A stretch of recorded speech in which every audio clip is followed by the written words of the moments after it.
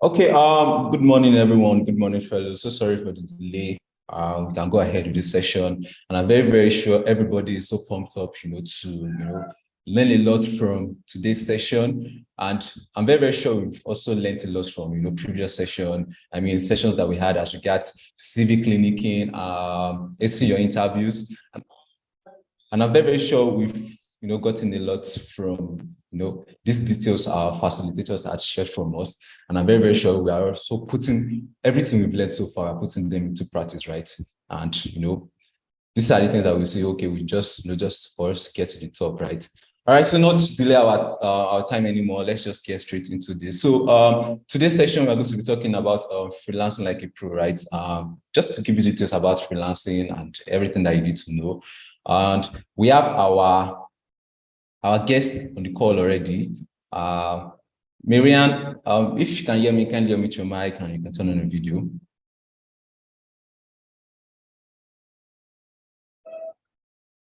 My mic is unmuted. Good morning. Yeah, good morning, Marianne. How are you doing today? Thank you. How are you doing today? Yeah, I'm fine. All right, so now today's session is about freelancing, right? And we are so happy to have you on this call, to share with us the details you need, that we need rather. I mean, the details the fellows need as regards freelancing. So just a quick one, we want you to, just to tell us about yourself, just a brief introduction about yourself before we get started with the business of the day. Let us get to know you. Okay, my name is Soye Uchiniri Sasanaka. I currently work for SI Group as the head HR and admin. I have over 7 years of experience in the human resources practice area, where I've been opportune to manage all core HR functions.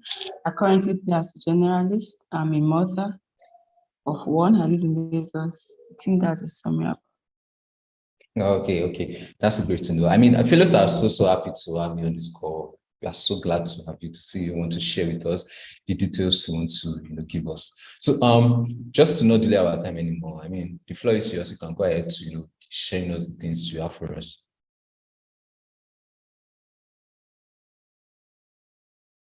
Please, can you confirm you can see my slide? Yes, very well. And also confirm I'm audible enough. Yeah, we just a little bit. Your voice is kind of a little bit low. All right. So good morning, everyone. Okay, so can you hear me now? Yes, loud and clear. Okay, thank you so much. So basically, my name is Marianne, like I said. So we'll be having a discussion around freelancing like a pro. So basically, freelancing is something almost everyone do at their spare time, but basically doing it like a pro is not common. At a point in my career, I was freelancing with a full-time job, actually. I was trying to sell my skills to see, if tomorrow I'm out of job, what do I do? But in this scenario, it's kind of different. Some of us have been trained on some soft skills. Some of us are starting up our career, and we want to look at how we can freelance like a pro. So basically, I'll be taking this topic from 4 perspectives. Firstly, I would want us to understand what are the key elements of this topic. What are the key elements? What is professionalism? Because the truth is, everybody can actually freelance, but freelancing like a professional is what makes you different from the crowd. So definitely, you might be a graphics designer, a front-end developer. Yes, you can code, but what professionalism are you bringing to your skill set to make you different? For me, I do more of technical recruitment for some time now. I've been doing more of that, and I've noticed, oh yes, some of our technical people have the right technical skills, but they don't have the soft skills. And most times, employer of labor are trying to bridge the gap between having the right competence and having the requisite soft skills to develop others working under you and also do well on the job. So nowadays, it's not more of the technical competence, but more of the behavioral aspect of it. So basically, the first perspective will be us understanding the key elements of this topic, talking more. Secondly, we'll be talking on professionalism. And the third perspective will be us beginning to know what are the traits of a good professional. Then the fourth will be us talking about how to build these traits. Then the fifth perspective will be we talking about how you can succeed in your freelancing career, having all this perspective in view. So basically, this is summary about me. I've talked about myself. I'm an HR person and all that. So I want us to go straight into our topic for today. Please confirm you can still hear me, please. Yes, we can hear you. Okay. So basically, the first we'll be talking about is freelancer. Who is a freelancer? For me, a freelancer is an individual who makes money on a per job basis. You can see I highlighted the per job basis on red, per job basis. So that means you are paid for every job you deliver. Then they usually earn on the per tax basis and generally work for a short time. So you work project based as a freelancer. It's not like a full-time job where you resume it, you work 5 and you have a direct reporting line and everything's kind of structured. But for a freelancer, you work on a per job basis, you work on a per tax basis, and you work for a relatively short time. Basically, you do not work for a firm. You enjoy the liberty to work on various jobs for different clients, and this is where the issue comes into play. You work on different jobs. It's not easy to multitask. Not everybody have the ability to multitask. So most people will tell you during interview basis, proposal phases, demo phases to say, oh, I can multitask. But as a freelancer, you really need to have the attribute of multitasking because throughout your value proposition, delivering your service, you have to work on various jobs and for different clients. So various jobs, different clients, it's where the issues are. So working for various jobs, there are some skills that you require to be able to jungle jobs. And working for different clients have their value, they have their core values, they have their mission, they have their vision. So how as a freelancer, you would align yourself to like 50 clients' vision and mission and their core values. And you wouldn't mix up clients A vision and core value for clients B's own as well simultaneously. So basically, as a freelancer, you will not be working, you will not say, oh, for January, I want to work for Oxford and Co. For February, I want to work. No, you will be working for client A. You can even have 5 clients you are working on simultaneously for a month. So how would you manage yourself not to send report A to report B or not to go for a meeting for B and saying what you're supposed to say at B? So this is for various shop, different clients. It's where the peculiarity and when you need to build the requisite skills and competencies. So the second keyword I would want us to look at is pro. Pro, it's a short form for professional. So already the professional is someone who does who requires special training, education, or skills to deliver on a set job. So I'm very sure everyone on this call will have a special training. Tech for Dev has actually organized special training for us, right? So we have the special training with undergo. We're trying to build I would say the top up for behavioral and requisite soft skills add-on. You would need to deliver on this special training you've been taught on. Then definitely everybody went to school. We have 1 or 2 educational qualification or skills. Then also a professional, you'll be working and behaving in such a way that other thinks of them as competent, reliable, and respectful. So for a professional, it's not all about what you think of yourself. Yes, I can say today, oh, Miriam is a professional, but what do people think about me? People see me as being competent. They see me as being reliable. They see me as being respectful. These are where professionalism comes into play. Definitely, professionals are a credit not only to themselves, but also to others. So basically, as a professional, you are not just a credit to yourself. Yes, I'm a professional. I know I can deliver on my KPIs and my value proposition, either to my employer or to my potential clients. Fine. What are propositions to others? So as a professional, it's not just to you, but also to others around you. So let's go into professionalism. So professionalism is not just the job you do, it's how you do the job. Yes, we want to freelance. You're a software developer, you're a graphics designer, you're a cyber security specialist. That's your job, right? That you want to deliver on. It's not all about the job now, but how do you do it? That's where professionalism comes into place. And if you don't have professionalism or you do not exhibit the characteristics of professionalism, you can't freelance as a pro, you can just freelance. I think that's why the organizers actually added the like a pro into the freelancing. They could actually put it like, how do you freelance or how can you freelance? But they are putting the pro into it because professionalism is key in everything you do, especially when you are dealing with the corporate world or a corporate organization. And trust me, all of your clients are going to be corporate people. They won't be market people because of the peculiarity of the skill set you are delivering on. So it's not only about your job or how you do the job. Also, professionalism would involve consistently achieving high standards, both visibly and behind the scenes, whatever your role or profession entails. So basically, being professional is not only about I'm in my client's office.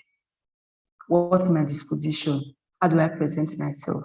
How do I present my proposal? How do I convince them to buy into my idea or my value proposition? Not only about that. What do you do behind the scenes? Also tell on your professionalism. Also, you must be true to yourself. You must be true to yourself. You must set your standards. True professionals don't follow rules mindlessly. So you won't say, oh, as a front-end developer, back-end developer, or whatever skill set you've been trained on that you want to deliver as a freelancer. You won't say, oh, these are the process or these are the rules. Let me just jump into the rules and follow it. You must ask questions. You must challenge the norms. Why do we actually do it this way? Do I align myself to why we should do it this way? Can I possibly do my own this way? You understand? You must challenge the norms. Why do we do it this way? Why don't we do it this way? If I do it this way, will it work for me? That can come as your own personal value propositions. So as a professional, you would not just jump into it mindlessly to say, oh, let's just follow it and all that. You need to challenge the norms to say, why is it like this? Does it work for me? Does it work for party A and does not work for me? How do I make it work for me? And also the third aspect or the fourth aspect will be conducting oneself with responsibility, integrity, accountability, and excellence. It's key. So for you to freelance like a pro, you have to take on responsibility, you have to have integrity, you have accountability, and you have to deliver excellence. So it means communicating effectively and appropriately and always finding a way to be productive. If you are freelancing like a pro, you need to be productive. So whatever you do, you need to be very productive. Because as an organization, I'll give an instance. So if you were working for an organization and your organization is delivering a service to a fellow organization, is different from you freelancing. You are freelancing, you are selling yourself as the organization and as the skill. So you need to be very productive in what you are doing. You need to deliver excellence. It's very key. So we are going into characteristics of professionalism. So you want to be a pro now, right? You want to be a pro. What characteristics should you exhibit? What traits should you have to be a pro? Because you need to be a professional before you can freelance like a professional. Freelancing is different. You have the skills, yes, you can freelance, but professionalism is what will give you a seat on that table. It's what will give you a leverage when you visit an organization to sell your service. Professionalism is what will give you a seat on the table to say that the client will say, oh, yes, I think even if Mr. DBE or Mr. James is freelancing, I feel he has the requisite skill to deliver on the assigned tasks rather than giving it to a full-fledged company to do it for us. So the first skills we want to look at is the competence. Competence is key. Not freelance if you don't have the right skills. I think everybody would obviously agree with this. You have to have the right skills to freelance. As I'm a human resources professional. I won't want to go and freelance like a software developer. I don't have the competence. I don't have the skill set to deliver on that job function. So obviously, for you to freelance like a pro, you have to have the competence and you have to have the ability to do it successfully and efficiently. As a professional, you get the job done and done very well. You don't get it just done. You have to get it done very well. So basically, you have to have the right competence to deliver on the skill set you are freelancing for. If you're a front-end developer, you need to know you know how to code very well. You have the right skill set to deliver on it. Your abilities must match the requirements of your role or service offering. So all of us have our service offering. We have our area of specialization. We have our areas of strength. And I'm very sure we would want to obviously freelance on our areas of specialization and areas of strength. So in as much as we have chosen our areas of strength and specialization, we have to build the requisite competence to deliver on that area of specialization. And you have to choose your area of strength and you must produce results that exceed expectations. So for you to freelance like a pro and succeed, whatever expectations your clients are giving to you, you need to match up that skills and deliver above expectations. I tell people it's always better to give an undervalued proposition and deliver more For instance, I know I can deliver on this in 5 days. I tell you I can deliver on this in 10 days. Then I deliver on in 5 days. People will see me as being true to my word and being able to deliver. So we must exceed our expectations. The second characteristic will be knowledge. Knowledge is key. Knowledge can be facts, information, skills acquired through experience or education. So professionalism involves developing up to knowledge. So you have to sit down and ask yourself, for my area of specialization that I'm going to be freelancing on, what are the up-to-date knowledge I need to know? And what keeps evolving? So today, the skills you think you have to deliver um, on your set objectives or value proposition might be outdated in the next 3 to 5 years, or even in the next 1 to 2 years. So you have to consistently update your knowledge base. If you don't consistently update your knowledge base, you can't freelance like you previously. You might go to a client and they'll throw a question at you and you give them a 2022, for instance, in 2025, you give them a 2022 way of doing it. And on top of their head, you already know, we have better ways of doing it. So for you to be able to freelance like a pro, you won't just bank on Tech for Dev have actually train us on how to do it. You have to keep updating your knowledge base as it's relevant to the industry you're playing at or your specialization. Because I'm very sure what is applicable to a front-end developer might not be applicable to a graphics designer, you understand, or a digital marketer, as the case may be. You have to consistently update your knowledge base on what your skills entails. So we have to look at conscientiousness. So this talks about the quality of wishing to do one's work or duty well and thoroughly. So it's not about doing your job. Yes, you might have the right competence, you might have the knowledge, or how do you deliver on your knowledge and your competence you already have? That's what conscientiousness will be addressing actually. So it involves being reliable. Are you reliable? You setting your own high standards. So you won't say, oh, I'm a freelancer, I should compromise my standards. No, you need to set your high standards. People should know you for something. Every aspect of your job should show you care about it. Should show your standards. Not like you are meeting clients and your standards you are setting is different from me meeting clients B. Your standards should be straight. You should be able to set the right standards, and it should be high for you to be able to freelance like a pro. It's also about you being industrious and organized, holding yourself accountable for your thoughts, words, and action. So for you to freelance like a pro, you are like the CEO of yourself, you are the MD of yourself, you are the HR of yourself, you are the marketer of yourself, you are the handyman of yourself. You are doing everything all by yourself. So you are selling yourself like a company, you are selling yourself like a teammate, you are selling yourself like a team lead. So basically, you have to set your high standards and you have to be accountable for your thoughts, your words, and your actions. So it's quite different from you representing a brand or a company. As a freelancer, you're representing yourself as the organization. So basically, you have to be accountable for whatever you say, whatever your action is. It also tells on how you deliver on your set value propositions. So the next characteristics we'll be looking at is integrity. Integrity is key. So basically, I learned everybody have been trained on soft skills, and you would have access whatever clients you've been freelancing for. You would have access basically to their data. So you have to have high integrity. And here it talks about the quality of you being honest, having strong moral principles. You have to keep professional people true to their words. So basically, for integrity, you have to keep true to your words, which conscientiousness is also talking about. You have to be honest. So if you are telling your client, this is how we should do, should be how you should do, do not go back and compromise on whatever standards you've set for yourself, even if it means taking a harder road, as the case may be. So basically, you've told the client that this is the way we should run, this is the roadmap for us delivering on our assigned tasks. And you know, oh, because of the high ethical standards you set for yourself, this is what you should do. You would not go back on your words to say, well, let me compromise and do this way for my pocket game. Or you're telling the client, I would put SYZ check or security measure on your platform so it will not be hacked easily. Then they pay for it. Then you go back on your words to, oh, let me just use this because when I'm using this, it's secure, but my profit margin will become higher.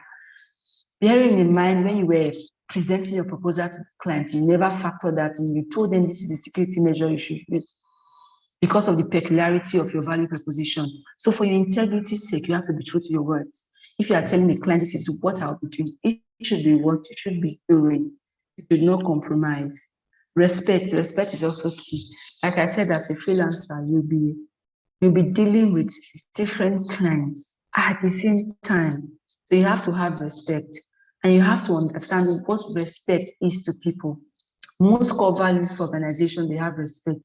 But trust me, respect means different things to different organizations. So as a freelancer, you have to understand what respect means to my client, to client A, different from what it means to client B. Then you then align yourself to what respect it. You have to accept people for who they are, even when they are different from you, or when you don't seem to agree with them. It's obvious that you can't agree with everyone. So obvious. As I am, we have our different individual differences. So you can't agree with me in all aspects. Same, I can't agree with you in all aspects. But you have to respect their individual preferences, even when you don't agree with them. You have to show respect for their thoughts, for their prepositions, for what they think. You have to show respect. So the other one we'll be looking at is the appropriateness, knowing what's appropriate in different situations. So basically, you would not be using one size fits all. You would have to avoid awkwardness or upset. You have to build your credibility. And it also helps you feel secure in your role. It relates to your outward appearances. How do you dress? What's your personal grooming and body language? You know, basically, when you are working in an organization, you have an HR department that will train your body language, you have a dress code, you have etiquette and all that. But you're freelancing like a pro, you don't have HR that will groom you. You don't have a line manager that will put you on check. Like I said, you're your HR manager, you're your line manager, you're your MD, you're your CEO. Because you're freelancing your skill set. So basically, you need to determine what appropriateness is to you as a brand. Because you're on your own brand. How do you want to dress? Your personal grooming be? How should your body language be? You have to also work on your body language because you can be in a presentation and you speak A, but your body language is telling Z or even K, which is quite far from A. So you have to work on your body language. You have to work on your dress sense or your personal grooming. This also have to conform to industry standards. Most times the tech guys do not usually go suit-wise. They are casual, but your casual should make sense to your client. You should also look at your client. How do my clients dress? How do I dress that will turn them off? There are some ways you dress to a client's office and it will turn them off, obviously. Even when your industry standards feel that's fine. So you have to look at how do my clients dress? What are their appearances? What appearances would appeal to them? What appearances would turn them off? So when you know what turn them off, it desists from doing that. So the other characteristics we'll be looking at is the confidence level. So for confidence, for you to freelance like a pro, you need to have all the confidence in the world. Remember, when you're not confident, you can't sell yourself properly. And remember, you're your brand ambassador, because you are doing it all alone by yourself. So for confidence, it reassures and motivates other people, thereby boosting your ability to influence and lead. If you don't have confidence, you can't convince people to buy into your idea. So you have to build your confidence. This confidence will push you to take on new challenges. Fine, today you might start, or I want to start freelancing with XYZ particular skill set. With the right confidence and the right skill set, you might diversify tomorrow and build your freelancing portfolio to say, oh, from this, I want to do this, I want to add this, because I feel I can do this. It's only confidence that can drive you to push further and deliver more. Then the other we'll be talking about under the characteristics is actually the last, emotional intelligence. And it's very important. Remember, you'll be juggling different jobs and different clients. You have to be emotionally intelligent to deliver your freelancing skill as a professional, because you would work under pressure. You would work under strict deadlines, especially as you grow and as you begin to have different clientele base. You might start today and have just one client. Within the next 6 to 12 months, you might have up to 4, 5 different clients. So you need to be emotionally intelligent to manage these clients. You need to be able to manage your emotions first off, plus having a clear awareness of other people's feelings. So for emotional intelligence, you have to be able to identify and manage your own emotions as well as other people's emotions. So for emotional intelligence, we would have the social skills, the self-awareness, the self-regulations, the empathy, and the motivation. So for the social skills, you have to be effective at managing relationships that benefits everyone involved. So as you're freelancing like a pro, you don't need to look at what do I gain. No, it should be a balance of what you gain and what your clients gain. That's where social skills come into play. So for self-awareness, you have to have the ability to recognize your own emotion, your strengths, your limitation. Trust me, some people will say I don't have limitation. Everybody, including I speaking to you, I have my own limitations. So for self-awareness, you have to be able to recognize your emotions, your strengths, your limitation, and their impact on others around you. You have your strengths. Yes, I can do this. What's the impact on those around you? You have your limitations. How do your limitation impact your clients? How do you mitigate the impactation that the impartation do not affect your proposition? And how do you ensure it's a win-win for both parties? That's where self-awareness comes into play. So we have self-regulation. This allows you to wisely manage your emotion and impulses. So you should be able to build yourself to be able to manage your impulses. When you are angry, how do you communicate your anger? How do you communicate your displeasure with clients? How do you communicate your dissatisfaction, even as a freelancer? That's where self-regulation comes into play. We also have empathy, the ability to identify and understand other people's emotions. So for you to be able to freelance like a pro, it's not only about saying, no, I want to deliver on XYZ tasks. This is my call. How do you manage? You'll be working with different key stakeholders that pertains to the project you'll be handling. How do you manage their emotion to ensure you achieve your goal? Excuse me, Marian. Hi, can you hear me? I can hear you. Apologies, please. Can you be more audible? The people on YouTube are struggling to Okay. hear you. Thank you very much.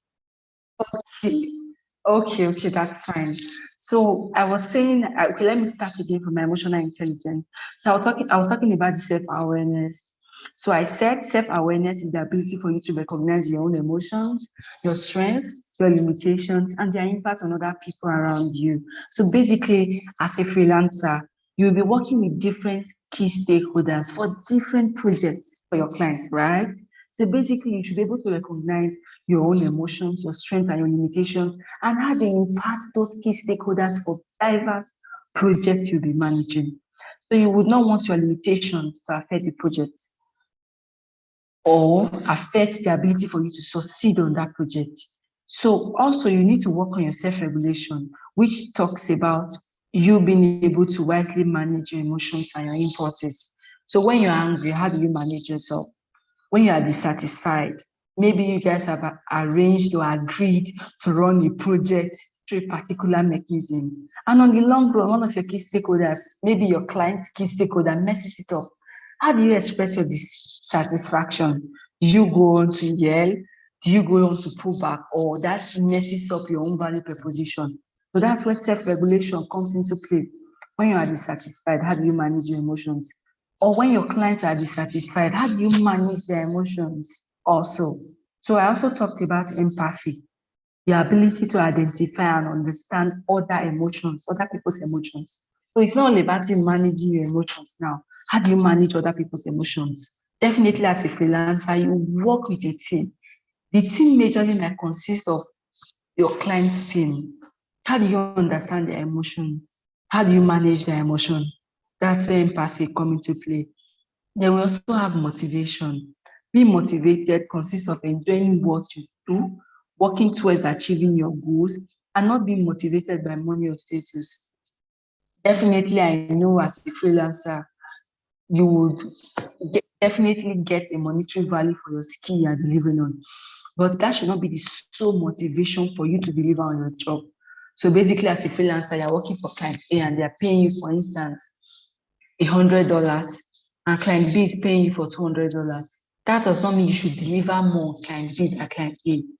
Set your ethical standard, deliver same value, because on top of your head, you have agreed to both quotes and both payment plan or pricing. So you should not say, oh, because client B is paying me better, I should deliver better to client B. No, you should have your standards. As a freelancer, you have to set your standards. If you don't set your standards, client A might refer you and say, oh, I feel Lekon is very good. Client B might say, no, the guy is not good. Definitely, you can see your standards then varies. So as a freelancer, if you want to freelance like a pro, you have to set the standards, and your standards should be same. Whatever service you are delivering, if you want, trust me, some people will deliver on an A level, some will deliver on a B level. So if you know you want to deliver on an A level, deliver fully and across board on an A level. So when client A is saying, oh, Miriam is good, client B should be able to say same that Miriam is good. So when client D is envisaging using you for a service, and he goes to client A to say, how is Miriam? Client A says Miriam is good. How is Miriam? Client B says good. Then he does not need to ask client C of how is Miriam. He knows, oh, Miriam is good. Not you delivering to client A well, delivering to client B very good, delivering to client C early. Then client D wants to use you and is asking, doing his own check to say, why is client A? How is Miriam rather? And he's getting different feedback and he doesn't even know where to put, do I agree with client A? Do I agree with client B? So you need to set your motivations right. Your motivations should not be tied to money or what the client is willing to offer. Your motivation should be tied to your vision and what you want to deliver on. So basically, we'll be going to the third perspective, which will be how to build professionalism. For you to build professionalism, first, you want to undertake a personal SWOT analysis. Most of us would know SWOT, strength, weakness, opportunity, and threat.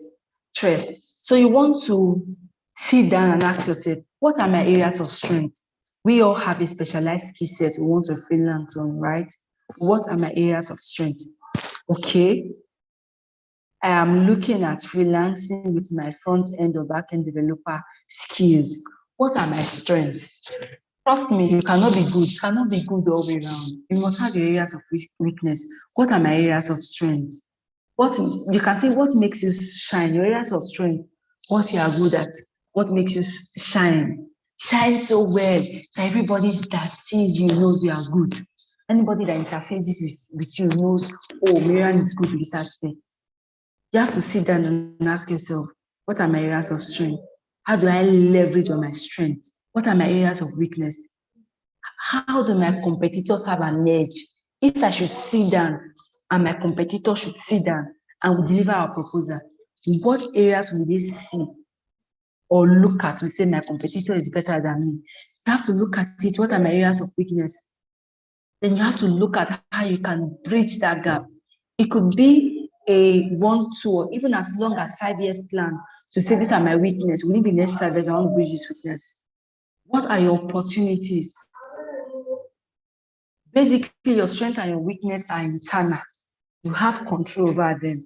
Your opportunities and threats are external. You have limited control over it. So what are your opportunities? What strength, what trends, what business, what are market opportunities that are available for you? You want to freelance. What area should I look at? Do I want to freelance for SMEs? Do I want to freelance for large organizations? Do I want to just collaborate with fellow freelancers to deliver on my skill set? You know it can also work. So you have to look at what opportunities are in for me. What opportunities? What do I look at for? What market should I venture into? And also, there are also threats. There are also threats. What are the threats in my space? In my areas of opportunity, what are the threats there? What threats are inherent in my areas of opportunities? Or I want to collaborate with fellow freelancers. What are my areas of threats there? What are the threats should I look at for? Can I overcome these threats? Oh, I want to freelance for SMEs. What are the threats? I want to freelance for large organizations. What are the threats? So you have to sit down and do a personal SWOT analysis of your strength, of your weakness, and of your opportunities and of your threats to be able to build professionalism When you have an idea of what all these are, definitely you should be able to say, this is the space I want to play, and this is how I want to play. So the other ways we'll be looking at is increase your knowledge. You have to make a commitment to build your expertise and to stay up to date with your industry. Definitely, before you can freelance like a pro, you have to have a strong commitment to build your expertise, because you are selling your skill. You are not selling an organization, you are selling your skills as a freelancer. So you have to build your expertise, and you have to stay up to date with industry standards. You have to network. Definitely, you can't be in your house and stay up to date with industry standards. You have to follow platforms. You have to have mentors in your areas of specialization or in the industry you are playing. So you get to know up to date information. What changes are we having? What trends, international trends that you would want to bring back home? Definitely, you may have international clients. You may have local clients. Do you want to explore internationally best standards, acceptable standards, internationally acceptable standards? You need to keep up to date for you to be able to freelance like a pro. Then conscientiousness is coming into play. You have to be conscientious. You have to develop your organizational skills. Remember, as a freelancer, you will jungle projects in between clients. You would have clients that you have to deliver on together within set time frames. You have to have good organizational skills to be able to freelance like a pro. You can manage your organizational skills. You can develop your priority skills using to-do lists, using action plans, using whatever mechanism you feel works for you. There's some people to-do skills work, to-do lists to work for them perfectly. Some people action plans work for them. Some people developmental goals work for them to say, in the next 2 to 5 days, I want to deliver this. Some they have a long to-do list that they keep checking on to say, oh, I've done this, I check it out.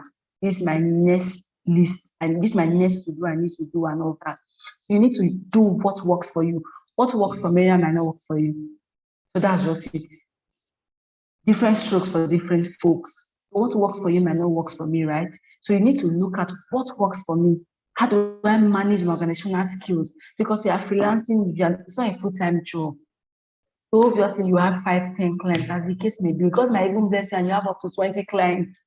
So how do you manage, how do you build your organizational skills to be able to manage your client itineraries? So you have to also build a role model integrity. Define your own values. Don't do copy and paste metrics. Go online and say, what are the values? Let me copy positive values to work for me. No, you have to have a personal SWOT to say what values works for my kind of personality. You have to understand your kind of personality. Some people are very hyper. It might not work for people that are very calm. Some people are extroverts, some are introverts. It might not work for you. You have to look at role model and say, what works for me? Define your own values, spot your gaps. Spot whatever gaps are in between your own values and what you really are. So you would not say, well, I want to define, or I want to freelance like a pro to be a professional in my area of specialization, and say, oh, this is how I want to behave, and this is how I must behave. Definitely, how you want to be might be different from how you are currently. So there is a gap. So you need to be able to bridge this gap. Before you can bridge this gap, you have to identify on where am I going to in terms of your values. This is my values I want to work on. This is my own values I want to set for myself. Where am I currently? Oh, I'm half of the thread. I'm half of the line mark. Oh, what do I do to bridge this gap? Whatever values I'm setting for myself, I'm sure and confident I am in charge of the values and I'm used to the values. So another way to be professionalism is to promote mutual respect. Make it a habit to be polite. Don't be polite to your clients and be rude to your key stakeholders in the project. You might come for proposal stage. Proposal stage, I've seen cases where people come to present, to do their proposal, and they are very polite, they are calm. But we've given them the project implementation stage, they are seeing a lion or a beast them. And you begin to ask yourself, during the proposal stage, I didn't see this. So you need to promote mutual respect. And you need to notice what respectful behavior looks like in every given situation. You need to understand that in every situation, what respect looks like, it varies. Honestly, it varies. You in a conversation saying, with all due respect, does not mean you are respectful. Trust me.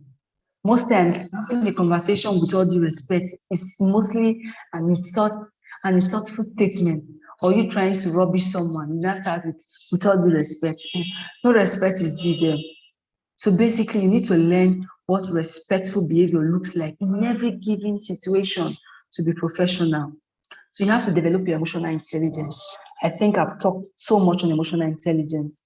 You have to increase your awareness of your own emotions and work on your ability and sense of other people's emotions and needs. You can be aware of your own emotions, right?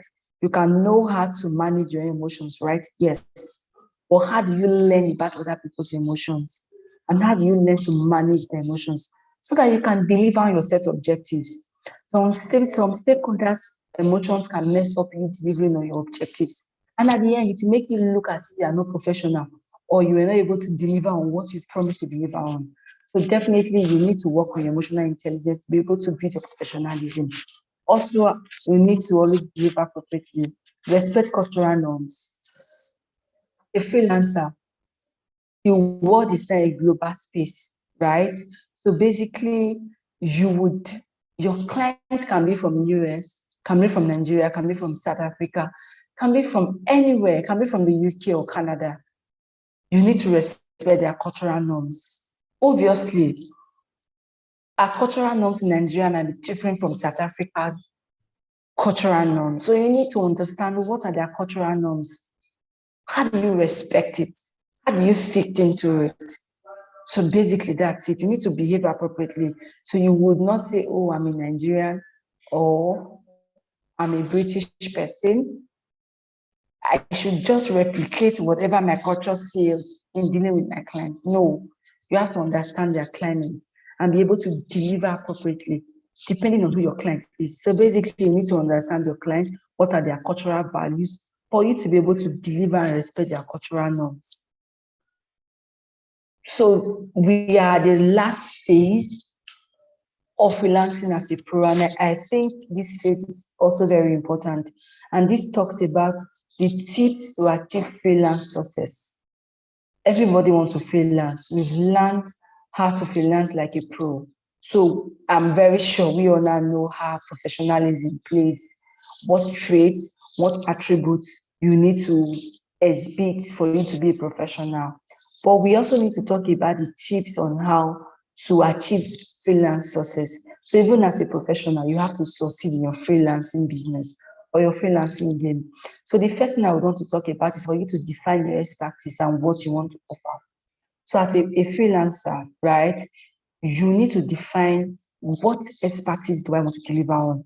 Yes, you might be a front-end developer, you might know how to code, you might do well as a front-end developer, as a back-end developer, as a designer, as a UI UX specialist, but you have to define what your area of expertise is, what you want to offer. So you just finish your program with Tech for Dev. You can sit down and ask yourself, do a personal SWOT analysis to say, what area of expertise do I want to deliver on? What should be my area of specialization? Do I want to be a jack of all trades? Sometimes it helps, sometimes it don't. Because at the end, you don't have any area of specialization. We have to sit down and define what areas of specialization do I want to deal on? What industry do I want to play on? Most times it helps because when you do it over time, you become a specialist, obviously. You have to set your pricing competitively right. You are a freelancer. You will not want to set your pricing with an organizational pricing. I will give an instance. For instance, I don't know why I like using front-end developer a lot. I don't know why. Okay, your clients have a special need of which you can bridge, and they're reaching out to you. You heard about it from a friend, and you have to submit your proposal, right? And you've drafted a proposal, you have a proposal drafted and submitted, and it comes surprising. You want to be competitive.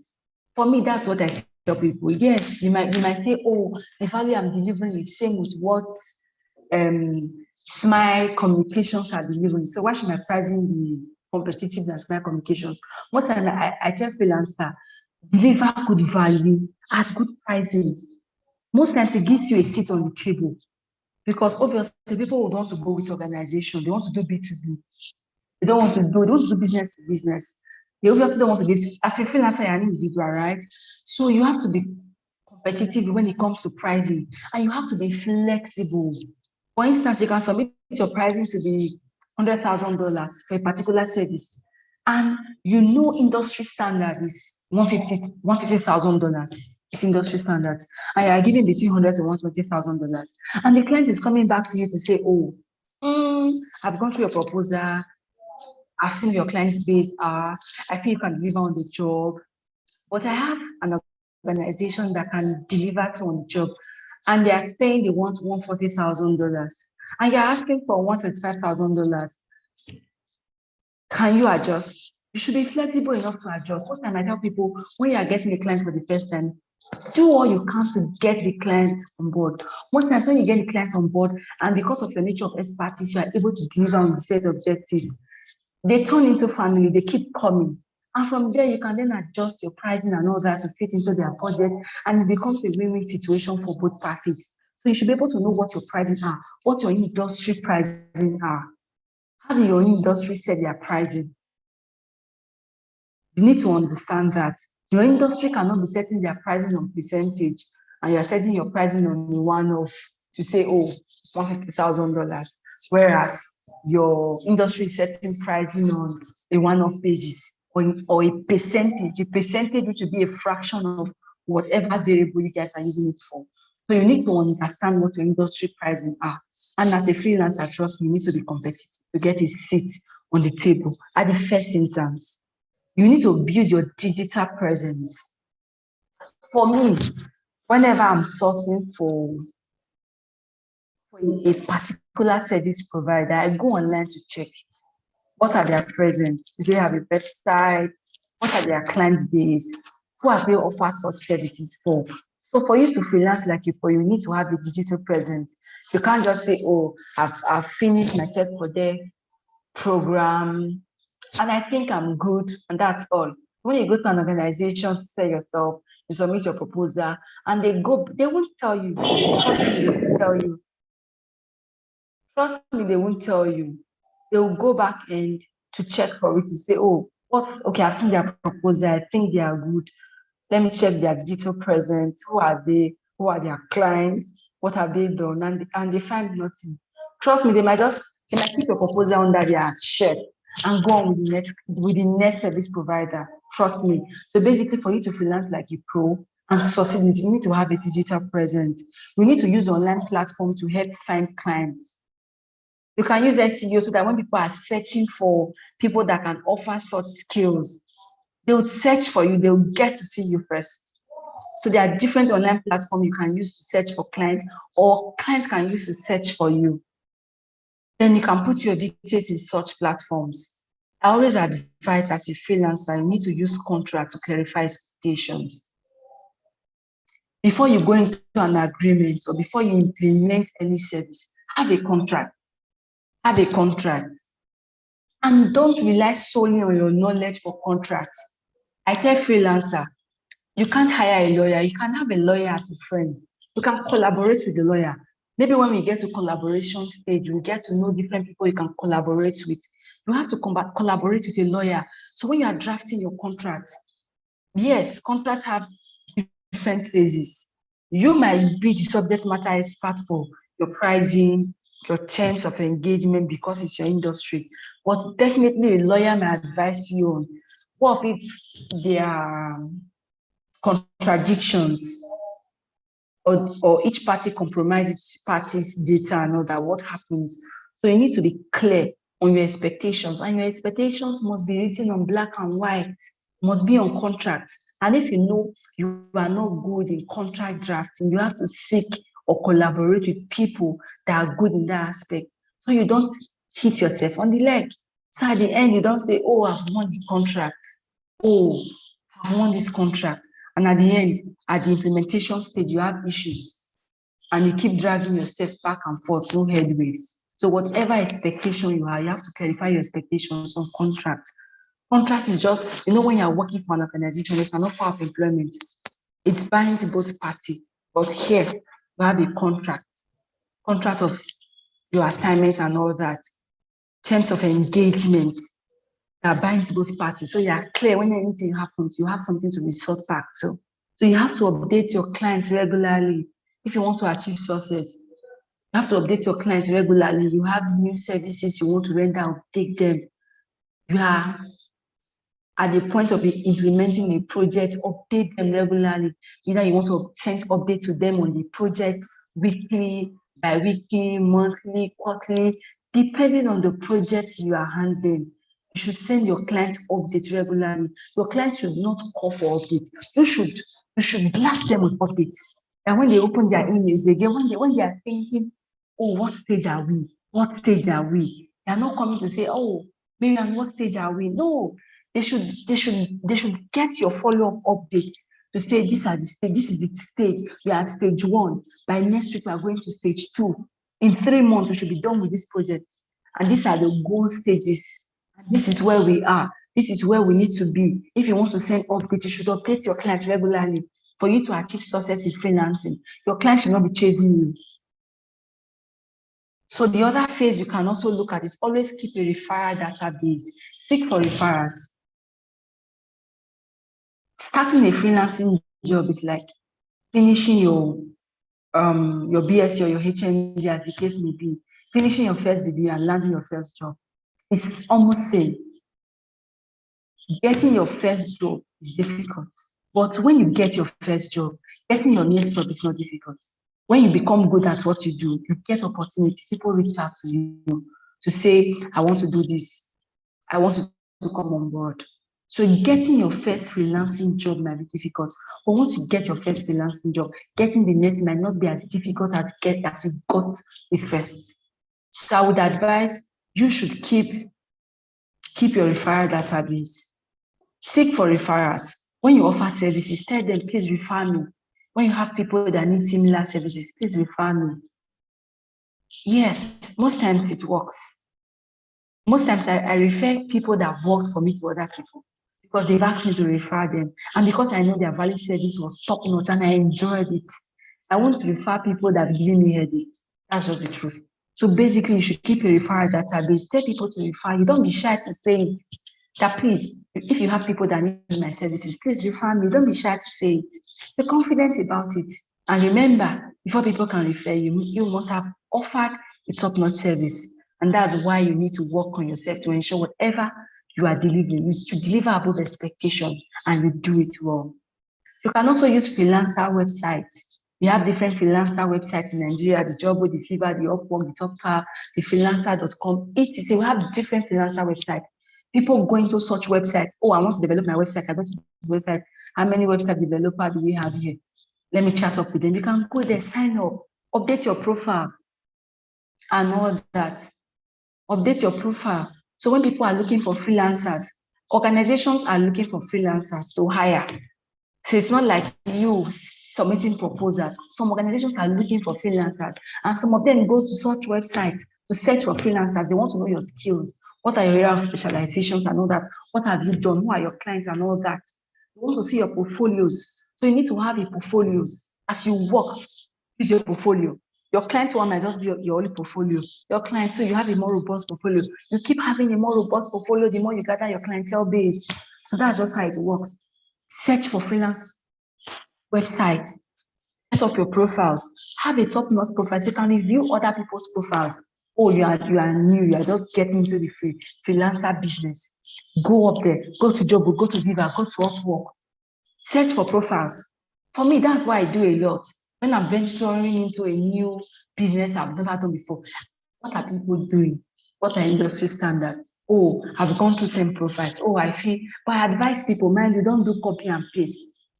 Most people are good with copy and paste. You just go there and say, oh, I'm a front-end developer. I've seen a front-end developer, freelancer profile. Just do copy and paste. You copy and paste everything, do the skill sets you don't have, just copy and paste. By the time you are approached, you can't deliver on it. They'll just say, oh, you are not a serious person. So whatever you are doing, look at profiles, how people doing it. Okay, this is how they are doing it.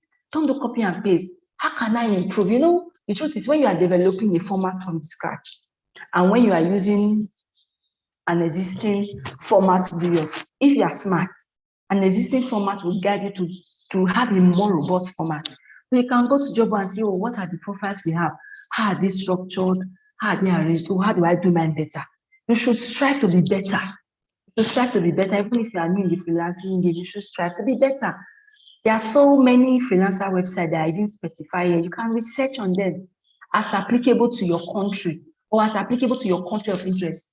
I mean, in South Africa, I want to offer freelancing services to the Nigerian market space. You can say, what are the freelancing sites we have in Nigeria? You key in your information and you create a profile. People can reach out to you. You would also have a secure payment gateway. It's very key. You can be in Nigeria and be doing a job for someone in UK or Canada.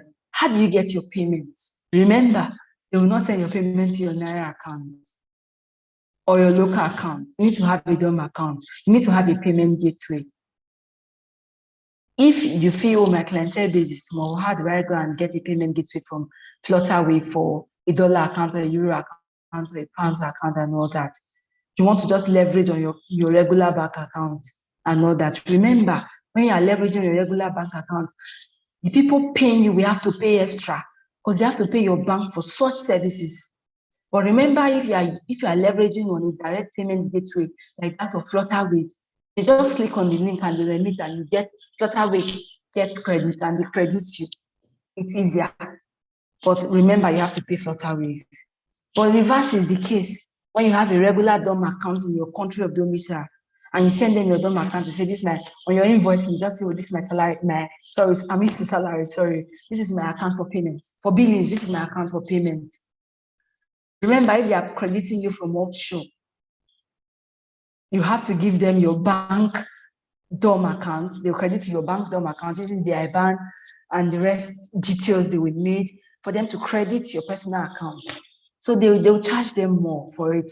So if your service delivery was $100, they might end up paying like $120, $110 just to get the money across to you. You have to factor all this in. You have to be conscious of your payment gateway. What are my payment options? What works for me? Do I want to use my normal account, my normal DOM account if I'm having foreign transactions and they deduct the extra payment for my service charge? Or do I want to pay for a secure payment gateway and it works? You have to look at what works for you. Different strokes for different folks. Collaboration. If you want to achieve freelance success, you have to collaborate. You have to collaborate, I must be honest with you. So for instance, I may have a client A that I'm submitting my proposal for, and they say, submit your proposal. I have different needs. I have a need for a front-end developer. I have a need for a back-end developer. And meanwhile, your freelancing skills, all you can do is a front web developer job. And your client needs a front-end and a back-end. And remember, the front-end and the back-end, we collaborate to get the job done. And you're submitting your proposal. And company A is submitting a proposal that we are an organization. Remember, they are an organization. You are a freelancer. We are an organization. We can deliver front-end and back-end. Your client might be thinking, oh, rather than giving it to Marian that can do front-end, and then I'll look for somebody else to do back-end. Why not I give it to this organization that can do front-end and back-end? That's where collaboration comes into play. So as a freelancer, you must collaborate. You would ask yourself, where do I want to play? Oh, okay, what if I have a project that would involve a back-end and I'm a front-end specialist? Who do I call to collaborate with me so that we can deliver on this job? Oh, I want a UI and a UX specialist on this job. Who do I collaborate with? So when you are submitting your proposal as a freelancer, you are not submitting your proposal that, oh, I'm just offering a front-end developer service. No, you are saying we can offer front-end, we can offer back-end, we can offer UI and UX. That way it presents you more organized. So by the time you are going to defend your proposal, you are going with your collaborators. Who are my collaborators for my backend? Who are my collaborators for my UI UX? You guys are going together as a team. So for a freelancer, for you to succeed, you have to collaborate. Trust me. Sometimes you might get a job that you can deliver A to Z on your own. Fine and good. What if you are vying for a proposal, you are trying to strive so you get a deal that you can't deliver on, you have to collaborate. You want to wait for you to get such deals before you collaborate.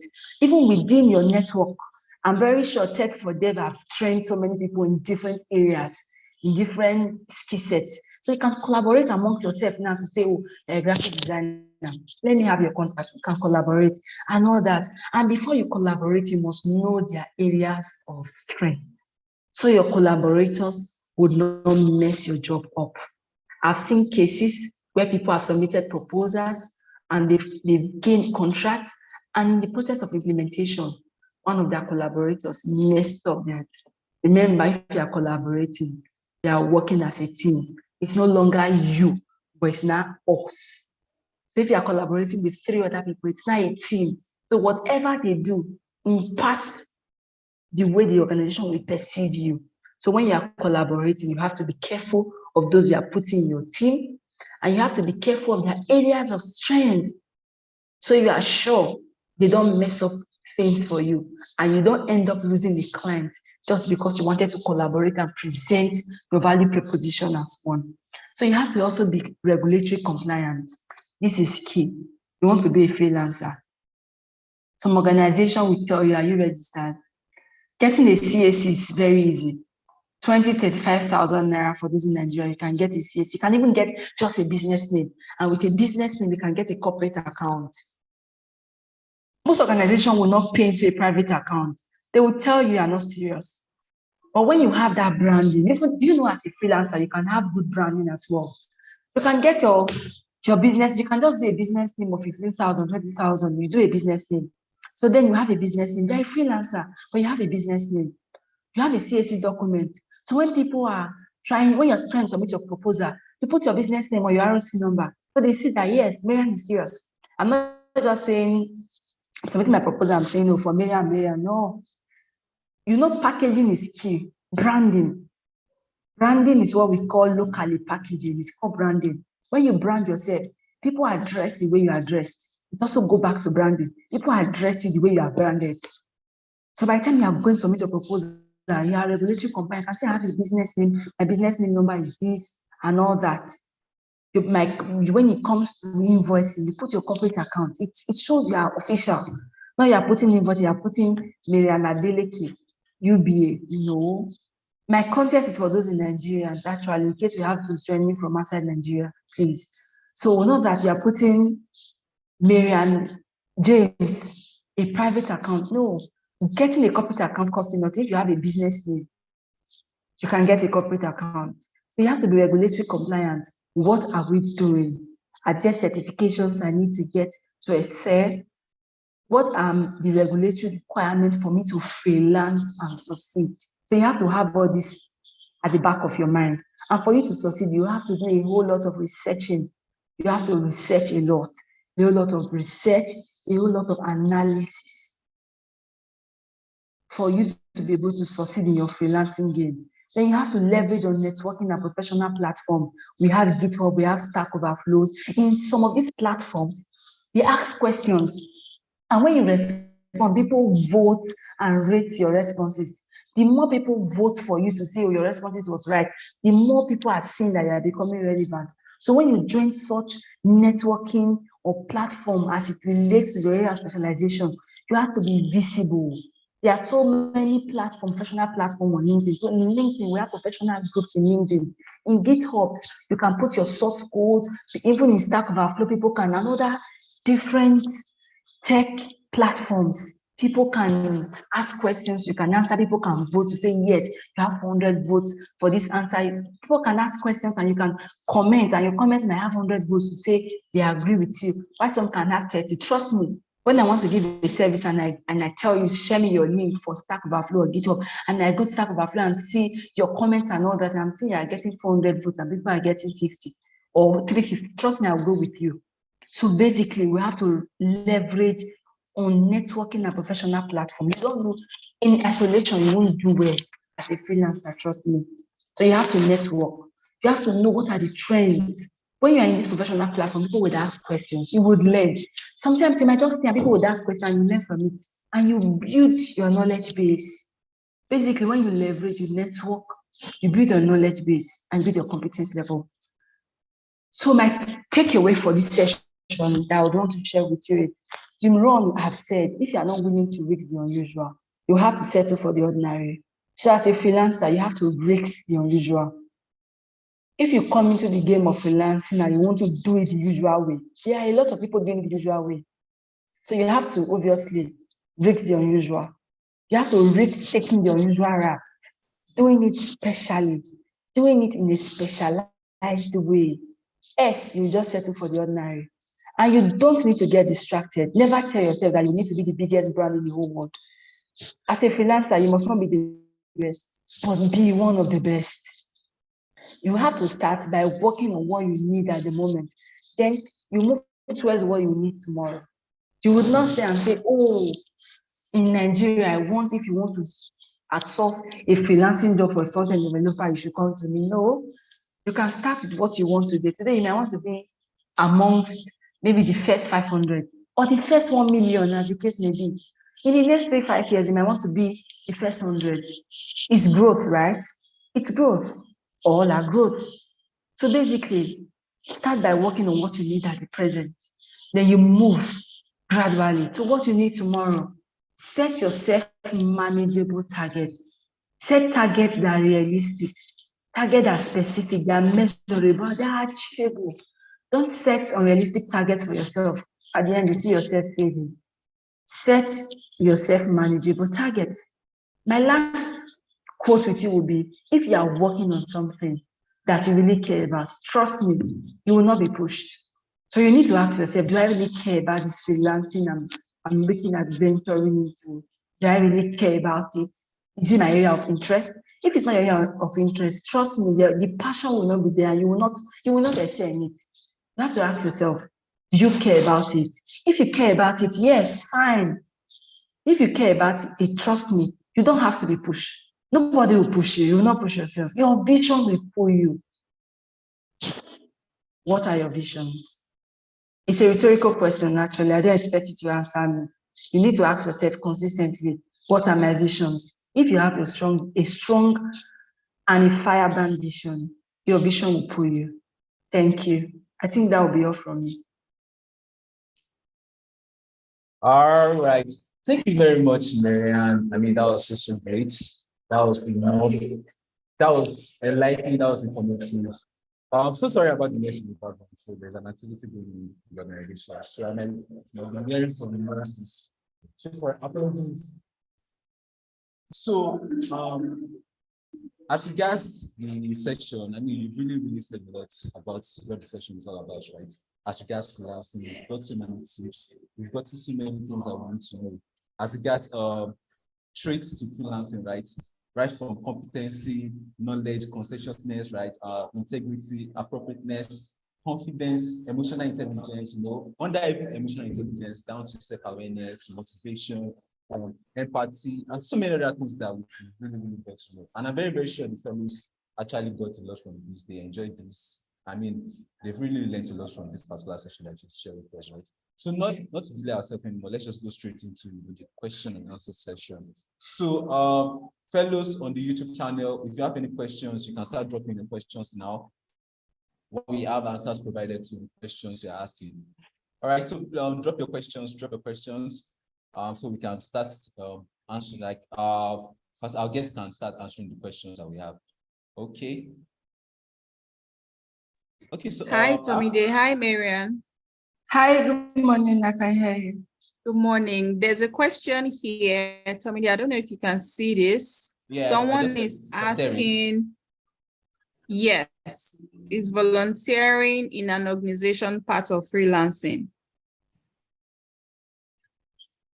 Okay, so volunteering is quite different from freelancing. When you are volunteering, you are like a staff. The only difference is you are not being paid. And it also depends on the context. So for instance, an organization gets requests to say, I want to volunteer to work in your software or engineering department. You come into the department, they subject you to the process of entering for a full-time hire. The only difference is they might not be paying you. And your coming might be subject to your terms to say, oh, I can only come to work 3 times a week and all that. Volunteering is quite different. But trust me, volunteering will build your requisite skills you would use to excel in freelancing. So freelancing is different from volunteering. Volunteering, you are working for a particular organization. So even when you are volunteering, the services you are rendering is for that particular organization. But for freelancing, it can be for 10, 50, 100 organizations at a go. But you can't, it will be difficult to volunteer for 5 organizations together. How do you meet up? So that's just the basic difference between both. But when you volunteer, it builds your skill that will deliver on you being able to deliver a very top-notch skills or value proposition during your freelancing activities. I don't know if the person that asked the question is clear. I think so. Thank you. Just one more question before I hand over back to Tomide. Someone asked on the YouTube platform about what they can do to not undervalue themselves as freelancers. Okay. In terms of pricing, what can they do to ensure they're not undervaluing themselves? Yes. Thank you. For you not to undervalue yourself, you have to know what are industry standards. For instance, I'm not a tech person. I'm an HR person. So if I'm going into tech, I don't know how pricing are. So first, I need to do an analysis. I need to do a research to know what are the pricing rates. I'll give you an instance with HR. So basically, almost everybody on the call know what HR outsourcing is. So I want to hire someone, and I'm giving it to an outsourcing firm to help me hire. Their industry rates, most times, it's always a fraction of a percentage of the annual gross. Just imagine I'm coming into HR, and I'm not aware of the industry standards. And as a freelancer, I say, well, I can do recruitment for you. They say, oh, fine, submit a proposal. And I put for every role I recruit, give me 50K. Whereas if I was charging a percentage of the annual gross, at least for every recruitment, because you won't pay a staff maybe lesser than 80K. For every recruitment, I should even get 120K. You can see I'm underpricing myself. So basically, you need to understand how do the industry set their pricing. You need to make that research for you not to undervalue yourself. How the industry set their pricings, who are the key competitors in this industry, or the clients you are. I tell people, let me come in from this way also. I tell people, don't set a uniform pricing. Every organization have their ability to pay. Some organizations have the ability to pay more than some. So you need to recognize this fact and also do your research to understand this fact. So if you're submitting a proposal to client A and you know the client A have a higher ability to pay, you have to look at, for this proposal I'm submitting, who are my competitors that would likely submit such proposal? 1, what are their abilities? What's the organization's ability to pay? 2, what are the industry standards for pricing? 3, if you keep yourself abreast with these 3 information, definitely you will not underprice yourself. Because 1, you will know the ability to pay. You will know what your competitors' pricing would look like, and you will know what the industry pricing will look like. So as a freelancer, you would know when you're setting your pricing, it should be competitive. For structure, your structure might not be competitive because it's just you alone. For an organization submitting the same proposal as you, they might have an advantage for structure because it's an organization, right? You might not have an advantage for structure, but you might have advantage for pricing and advantage for proposition. How do you deliver your service? And what is your pricing? So if you know your industry standards, you know what the pricing are for your competitors, and you know your proposed organization's ability to pay, I think you will not undervalue yourself. Thank you so much, Marian. I'd like to add that in addition to what you said in terms of the payments, I also understand that this will differ across different countries and different currencies. So fellows, you have to take the responsibility to do your own research. If we provide you information for Nigeria or Ghana and you happen to be in Egypt, for example, it won't work for you. The same solution will not work for you, right? We have different solutions for different countries. The same goes for the payment gateways. you can receive money with PayPal in some countries. In some other countries, you cannot, right? There's a platform called gray.co. You can receive money on it in some countries. You also cannot receive in some. So maybe aside from having a domiciliary account in your country, you also need to take the responsibility to ask questions, especially with professionals in your country. Ask them these questions. You can also ask your different facilitators in your different learning tracks. Just ask them questions about different platforms you can use in different countries, but it's also still important for you, depending on your country. Just Google this. Ask Google, how do I receive payments in Egypt? How do I receive dollar payments or pound payments in Kenya, for example? We will not be able to just give you a one-size-fits-all answer, but we'll provide all the support you have. If you have any specific questions, even after this session, please let us know. But I just needed to chip that in terms of payments, in terms of pricing, valuing yourself, it might not be a one-size-fits-all, especially because we have participants from many different countries, and we won't like to just focus on one country and other fellows are feeling left out. I hope that answers your question for anyone asking about pricing and platforms through which you can receive foreign payments. Thank you, Marianne. Tomide, over to you.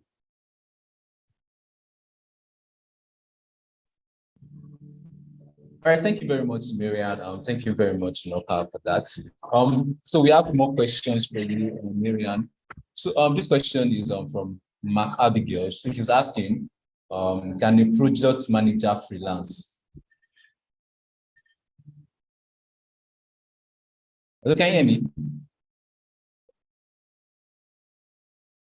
Sorry, I can't hear you. Please, your question again, please. Okay, so this question is from the YouTube channel. Mark Abigail is asking, can a product manager freelance? If a product manager can freelance? Yes. Yes, you can. But there's some skill sets you have that freelancing might not totally be easy.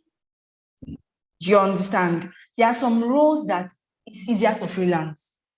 Maybe a website developer. It's easier. There are some roles that are easier. There are some roles that are difficult to freelance, but it's not totally impossible. Product management might be a little bit difficult because most people developing their products would want their product manager to be in-house. So you are part of the developmental stage, the launching and every other thing, driving implementation and all that. But it's not totally impossible. I've seen people outsource their product development to a third party. So just imagine product development is outsourced to a third party and you're a collaborator with the team handling it. You can definitely work as a freelancer. So you're not working for the company, the product owner, but you are just delivering your service as a product manager. So it can also work, but it might not be too common. So for some specialization, it's easier to freelance. For some, it's not easier. So for some, it's difficult. For some, it's easier. For some, it's difficult. For some, you need to collaborate for it to become easier. So I just hope I answer your question. Yeah, that's fine, actually. That's great. Okay, so another question from the YouTube channel as well. So this question is from Little Flower. So she's asking, since the first job is the hardest, is there anything special we need to do or is building professionalism enough? Okay, so I have actually talked about a whole lot on how you should build professionalism. And building professionalism, you would not wait till you get your first job to build it. There are things you can build. There are so many sources of knowledge. So there are things you can actually build even from your undergraduate days. You can actually build it. So basically, so getting the first job, yes, I said it's the hardest, obviously. Once you get the first job and you build the right skills, getting the next is always easier. So for me, I advise people, You can take up holidays job. Maybe you're still in school, you're an undergraduate. Within your term break, longer term break, you can volunteer for organizations where you have interest. If you are opportunity to be given an opportunity to work as a volunteer, you start building the requisite skills you need. So by the time you finish your undergraduate, you've possibly graduated, you are selling those skills. Nobody would ask you that this particular skills, did you gain it from volunteering or for a full-time job?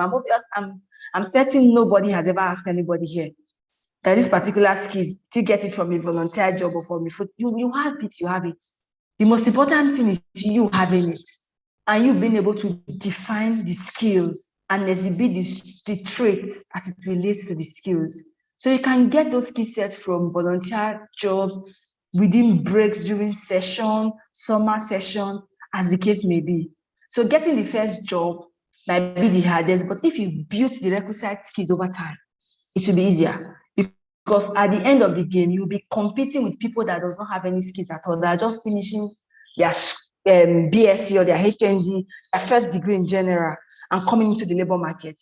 But meanwhile, when you were in school, during your summer breaks, your long breaks, your IT breaks, you've been able to develop one or two skills. You will definitely agree with me that you'll be competitive in comparison with somebody just finishing first degree and just coming into the labor market. All right, thank you, Marian. I mean, I agree with you on that particular point you've made, because it's really great to, put much effort, to emphasizing the needs for volunteering and everything that we need, right? Okay, so another question from the YouTube channel too as well. This question is from Noah Moamari. Okay, so she's asking, is there any tricks for writing proposal? I mean, the hardest thing. Can you hear me? Can hear you. You said what? Okay, so I mean, this question is from Noah. That's the name of the fellow asking this question. So it's saying, is there any tricks for writing proposal? I mean, the hardest thing is the proposal. How do you make it convincing to the clients? Do you get the question? Yes, I got it. Okay. So for proposal, for every aspect in life, they are specialists and they are subject matter experts. I tell people, for any service or anything you want to do, they are experts and they are specialists. So for proposal, I tell people, do not write generic proposals. So for instance, I'm sending proposals to client A. I have a template. I just delete the names and all of the information that I know varies. Maybe the names, the pricing, the nature of the project, timelines, and all that, implementation processes and all that. I tell people, don't do it just as if you're applying for a job and you're using generic CVs. You get, let it be specialized to that particular business you're trying to gain. You understand? And let it suit into the client. So for me, I tell people, when you're writing proposals, seek specialist counsel to say, how better can I write it? Even if I give you a proposal template, it might not work for your industry. Understanding your industry is key to success in anything you do, be it on a full-time basis, be it on a freelancing basis, on a volunteering basis. Understanding your industry is key. So basically, you need to understand your industry. How do we craft our proposal in this industry? What must be on the proposal? What can be added on? What must be on the proposal for industry specifics must be on the proposal. So, but basically, my only advice is when you have a clear understanding on how industry proposal should look like, what are the specifics that must be on the proposal, the last thing you should do on the proposal is to ensure it's specific to your client. Because definitely before you submit a proposal, I advise people to have the brief. So not like you tell me, oh, I want a website developer, and it's okay, I'll send you a proposal, and I just send a generic proposal for my website development services. I would have a brief with you. Why do you need a website developer? What are your challenges? Do you have a website before? Did it crash?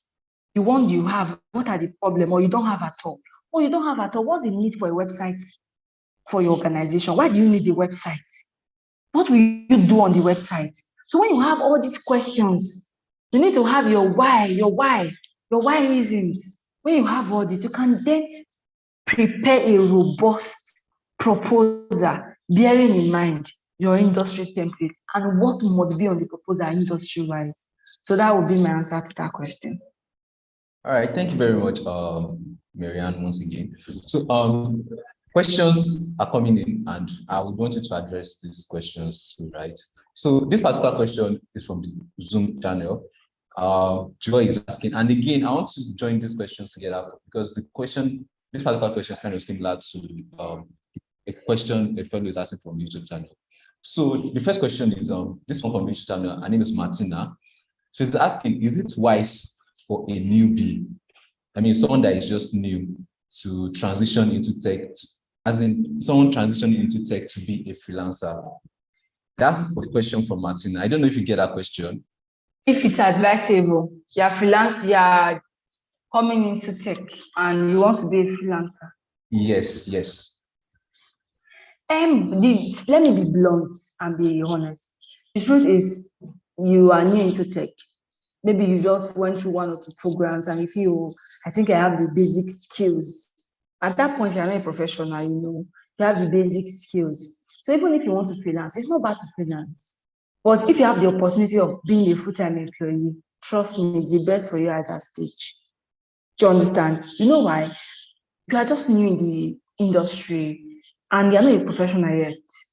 So there are limits to clients you can accommodate. You can't obviously accommodate an organization that is bigger than your knowledge base. There are questions to throw your balance, and you would not be able to deliver on the expectation because you're not a professional yet. So basically, what I would advise is, even if you want to freelance, you can freelance, but trust me, you'll be freelancing for SMEs. SMEs have SMEs, like relatively smaller organizations. Because of your knowledge base, you can't deliver on what you don't know. And that's why when I was discussing on the traits of professionalism, competence and knowledge was the first 2 elements I identified. So you need to have the right competence and have the knowledge base. So you are just new in tech.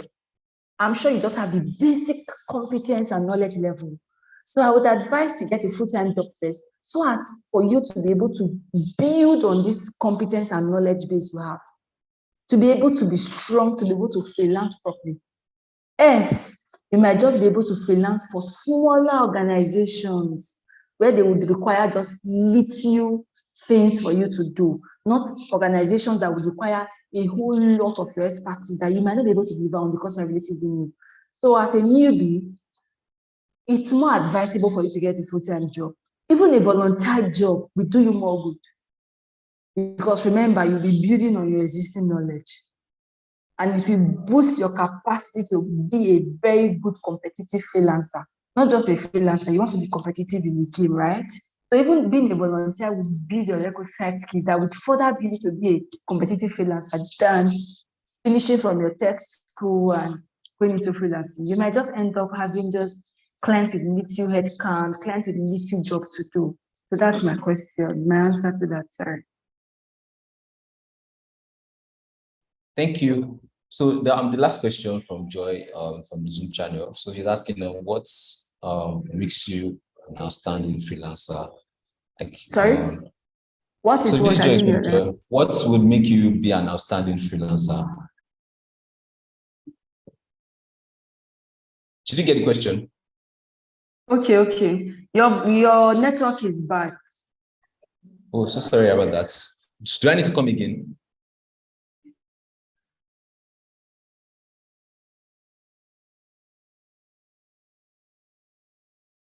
Hello, Miriam.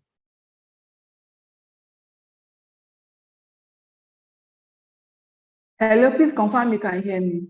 Oh, yeah, I can hear you.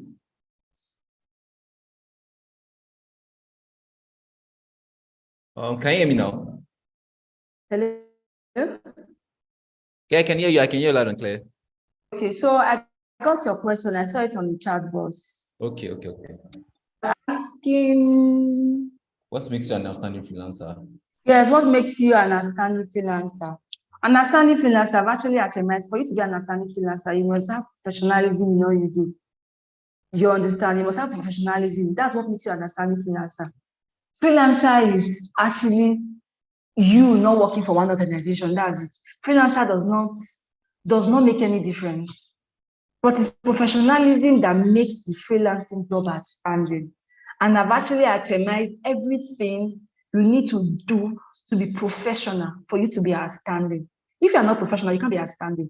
And that's why if you look at the trait I itemized, it was very robust. So you don't look at just the behavioral aspect. You also look at the technical aspect. That's why we have the knowledge, the competence, the appropriateness, the conscientiousness, and all of you. So I would also be sharing the slides with the organizers of this program. So for the person asking these questions, you can go through the slide and see all the traits you need to exhibit to become outstanding. Because freelancing itself is just a process. You need to have those traits to be outstanding. So that's my answer to the question. Okay, thank you very much, Marianne, for joining us on this call. I mean, we really learned a lot. I mean, that would be the last question and final question for today. It's really great to, get a lot of details from you, get to understand what freelancing is, tips and how to work with freelancing platforms, how to navigate freelancing platforms, so many things that we need to know as regards freelancing. And it's really, really great to know that fellows have really learned a lot from this particular session. And I'm very, very sure they'll be putting everything they've learned back to practice and, taking note of this so as growing in regards freelancing and all. Okay, so thank you once again, Marianne. But before we allow you, I would want fellows to drop your feedback, drop your reactions, drop your emojis to let us know that you actually enjoyed this particular session. All right, so I'm waiting to see our emojis. I'm waiting to see our reactions. So drop emojis, drop your reactions. Let us know how much we've really, really enjoyed this session. Okay, Marianne, I'm very sure you may not be seeing the emojis from the YouTube channel, right? But we have a lot of emojis, a lot of love emojis showing that I really, really enjoyed these, right? Thank you very, very much for enlightening us. Thank you very much for sharing that information once again. And we look forward to working with this, like I said before, and growing as pertaining to everything that's regards freelancing, right? Thank you once again, Marianne. So you can actually leave the call and go home with some business of the day, right? Thank you. Thank you very much. Thank you. It's had a wonderful day. Bye. Thank you. Okay, fellows, I'm very, very sure you all enjoyed that. If you did, I want to get our feedback. I want us to drop our reactions to let us know how much well we really, really got to enjoy this, right? Okay, so we want to go straight into announcements for today. Noka will be sharing with us some details that we will read. Right. Noka, if you're available on this call, kindly unmute your mic. Hi, Tomide, can you hear me? Yes, loud and clear. Okay, hi ladies. Good morning. I hope you enjoyed this session. So real quick, we want to share another internship/job update form with you.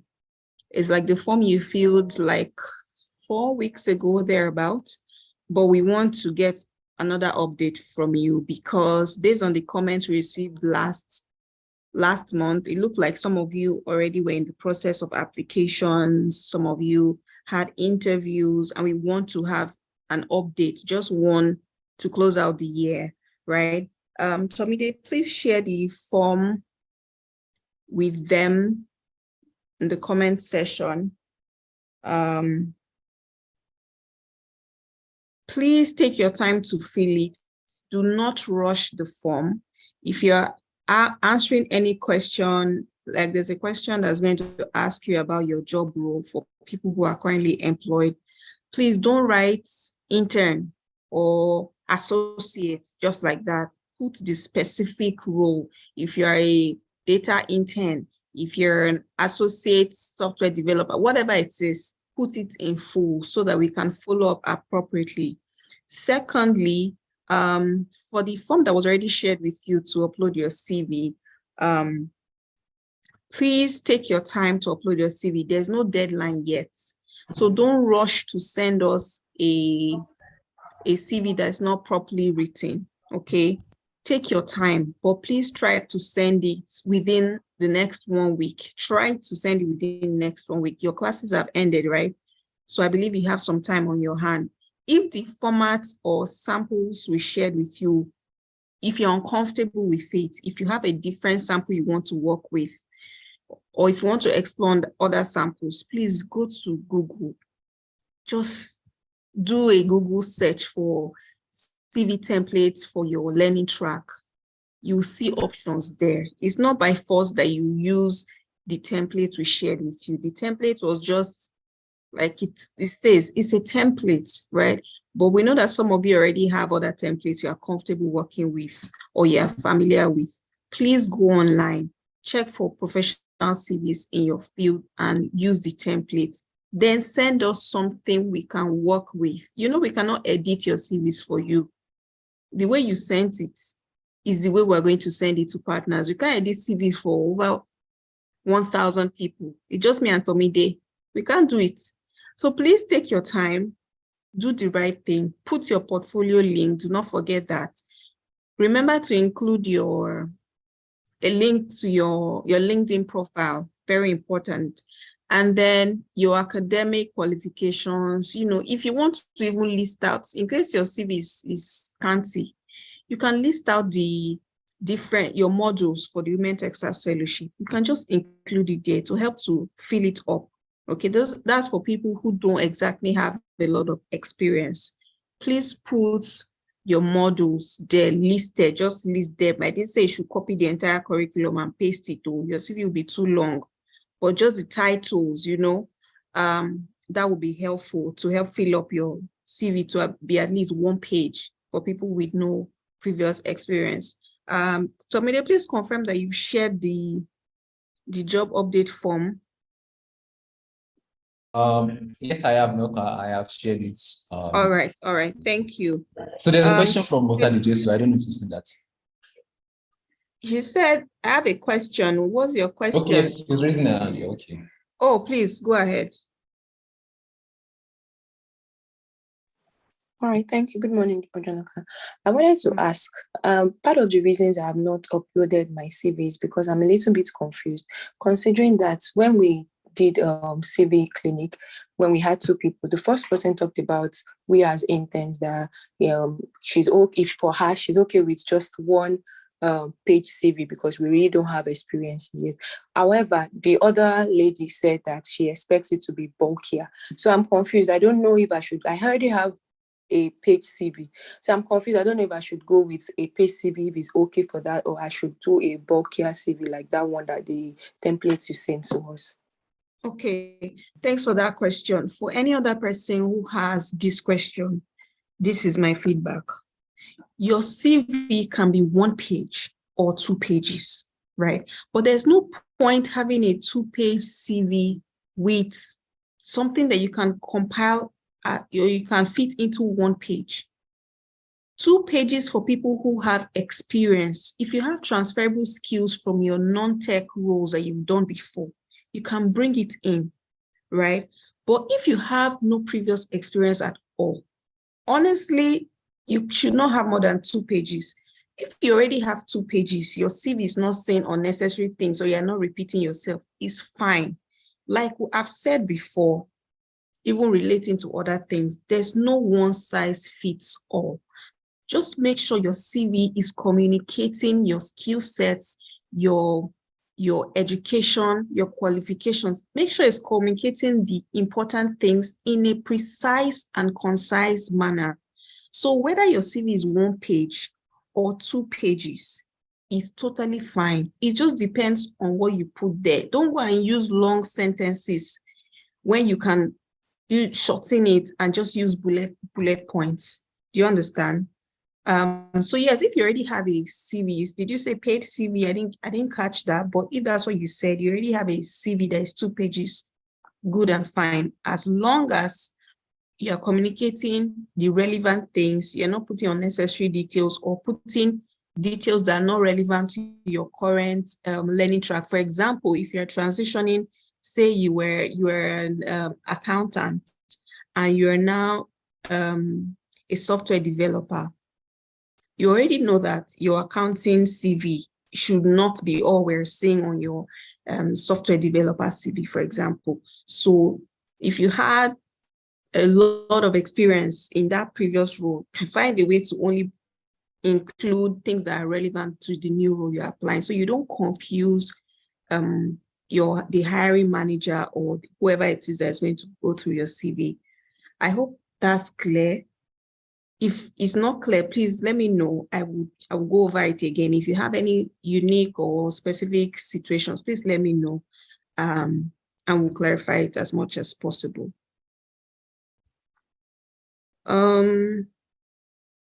Yes, so for the form, really important, we've already started getting requests for us to send in CVs. For those of you who made comments like, oh, I don't feel like I'm ready, I don't think I've learned enough, oh, imposter syndrome is finishing me, we got all of those comments from the last form. Please snap out of it. I don't know how else to say it. Snap out of it, and you have to put yourself out there, okay? If all of you are saying, oh, I don't feel like I've learned enough, I want to wait till the end of the fellowship, it means we are going to be telling our partners that, oh, we don't have any talents to send you CVs, which doesn't make any sense, right? You have to put yourself out there. And like I've said before, if you fail an assessment, it's okay. It's part of your learning. At least you would have learned what is expected of you. You already know what the interviews are like. What we've been doing since August is just theory. Believe me, it's theory. You have to put yourself out there. What I'm really hoping for is that hi, Femi. Hi. I don't know if you know that your camera is on, Tomide, but we can see you guys. Oh, by the way, like I was saying, you need to put yourself out there. I know you're not confident enough. You're not confident enough. You feel like, oh, you're not good enough. That's okay. That's fine. It's expected. I'm sure each and every one of us have imposter syndrome of some sort at some point in our lives, but you cannot keep holding on to it. We're investing all of these soft skills sessions and the technical trainings into you because we know that you can do it. So please don't be the one to hold yourself.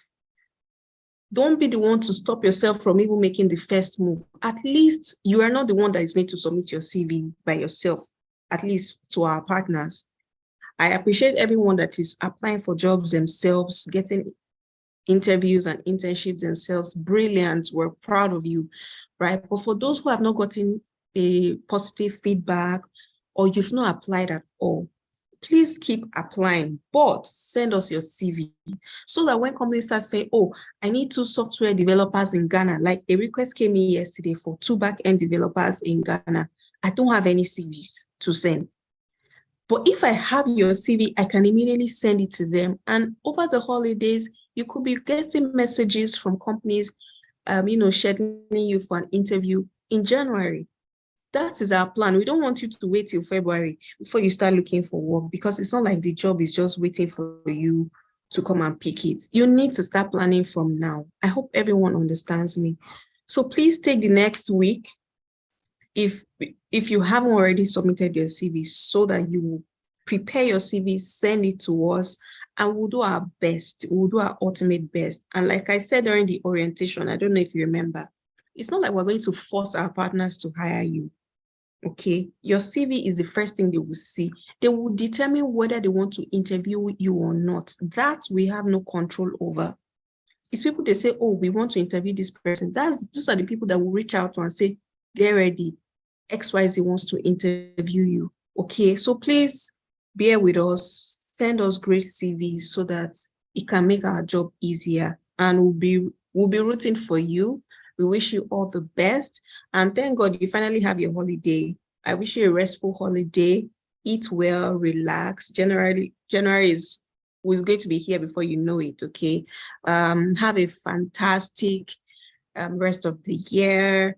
We're going on break, but if you need any help with anything, you can always reach out to me on Teams. Yes, we're going on break today, yes, but we'll still be available to provide some kind of support as much as possible. So thanks everyone. Tomide, over to you. All right, thank you very much, Noka. All right, so I see questions as regards the form. I mean, I've been sending the form to the YouTube channel too as well, but I've sent it to Damilola to help share with us on the Teams channel. So, I mean, if you know have access to the forms here on either Zoom or on YouTube, Damilola will be sharing with us on Teams as well, right? So, I'll be sharing the form with Damilola on Teams, and she'll be sharing with you guys on Teams. So you.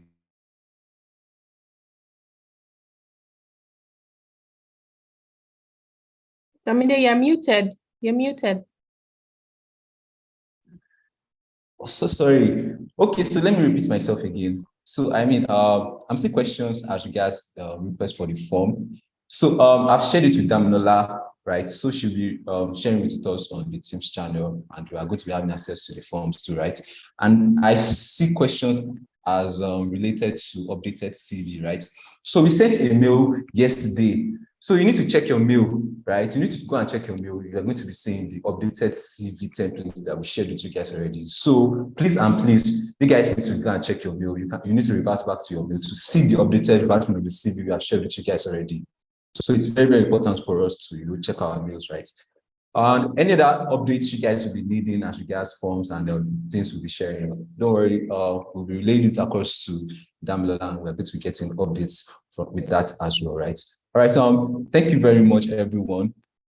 I mean, we are going to on break and holiday has started, right? So I'm wishing everybody happy holidays. And, stay safe, be good, and be fine, right? Thank you, everyone, once again. We'll see you all some other time.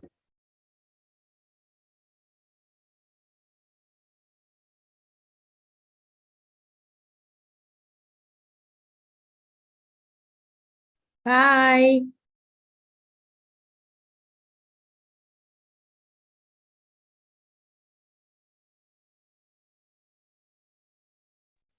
Bye. Yeah.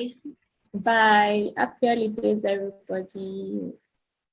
Happy holidays, Merry Christmas, and Happy New Year. Thank you, Tech for the Noka and Ayo. Hi, Dami. Hi, Terry. How are you? I'm good. Are you? I'm good too. Let's start working on our CV.